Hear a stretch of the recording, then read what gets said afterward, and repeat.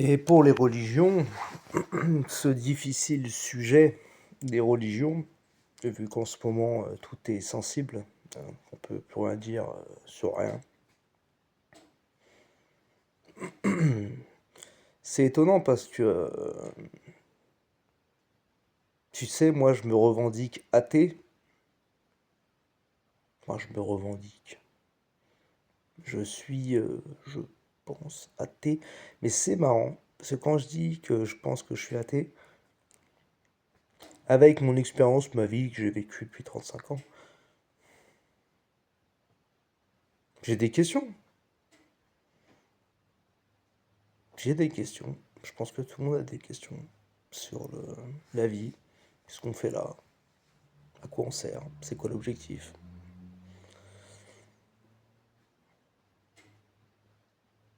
Il y a plein de questions qu'on se pose.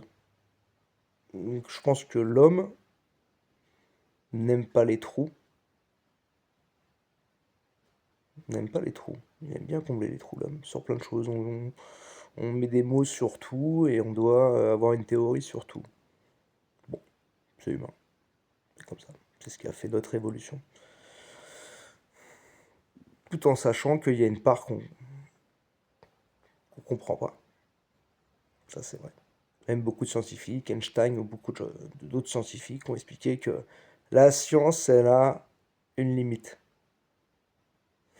La science humaine, d'accord? De nos jours, ça peut évoluer, de nos jours. La science humaine de nos jours a ses limites pour comprendre. Il y a des tas de choses qu'on comprend pas.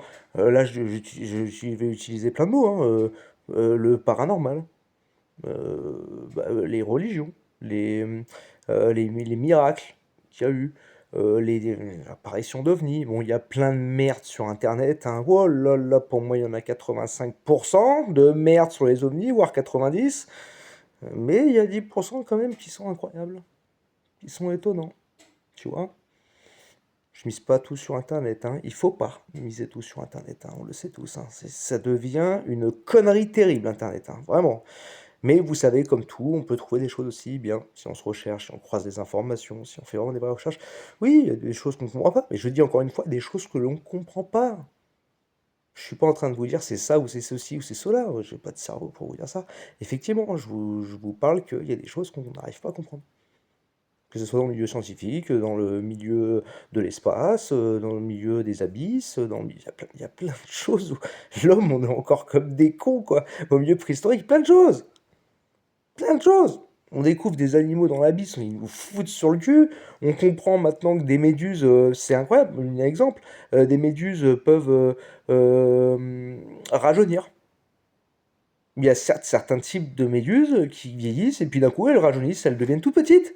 Et puis elles peuvent recommencer leur cycle comme ça indéfiniment. Il y a plein de choses. Les champignons sur Terre, les champignons, rien que les champignons. Les champignons, d'accord? Champignons de Paris, les girolles, est-ce que tu veux. Les scientifiques, ils en sont le cul quand ils regardent les champignons, parce que ça marche pas du tout pareil que nous, en fait. L'être humain vivant sur Terre. Donc c'est peut-être quelque chose qui a été apporté par des astéroïdes, des choses comme ça qui sont sur la planète. Et puis on pourrait entre parenthèses les appeler des extraterrestres. Tu vois? On pourrait les appeler extraterrestres, parce qu'ils sont pas du tout comme nous. Les méduses, ils vivent pas du tout comme nous. On pourrait les appeler extraterrestres aussi. Puis ça se peut nous-mêmes, on est des extraterrestres. Alors, je suis pas en train de te dire que ça y est, je vais m'arracher le visage, il va y avoir un alien, hein. Je suis en train de te dire qu'on a été peut-être apporté par les astéroïdes, tu vois, sur la planète Terre. La planète Terre, elle a pas arrêté d'être tapée par les astéroïdes comme la Lune, comme tout ça. Et qui te dit qu'il n'y a pas des astéroïdes qui ont amené des molécules, comment ils appellent ça? J'ai plus le mot.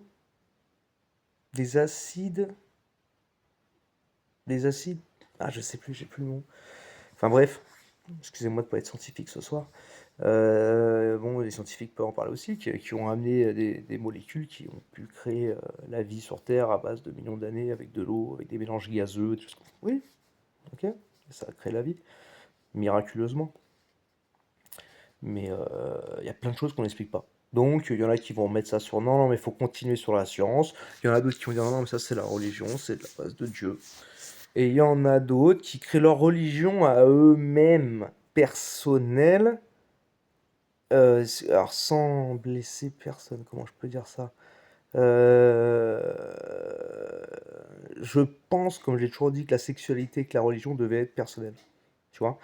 Et dans cette démarche-là, on peut développer, je pense, personnellement, sa religion à soi. Bon, ça ne regarde que moi, hein.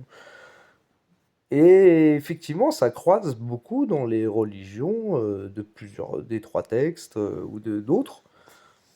Il y a plein de valeurs qui sont croisées, tu vois.